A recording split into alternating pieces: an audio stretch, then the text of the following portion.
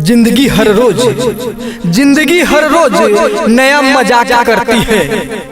जिंदगी हर रोज नया मजाक करती है। खिला के गुल उम्मीदों के राख करती है यकीन रूह तलक को तुम पराए हो।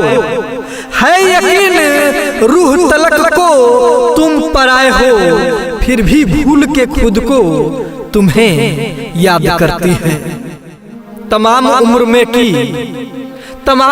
में की बस एक ही तलाश हमने। तमाम उम्र में की बस एक ही तलाश हमने। दिल में ख्वाहिश थी तुम्हें पाए पास में हम, मगर रह गए तन्हा न जाने क्यों। मगर रह गए तन्हा न जाने क्यों। काफिले चले गए सब तुम्हारे साथ में।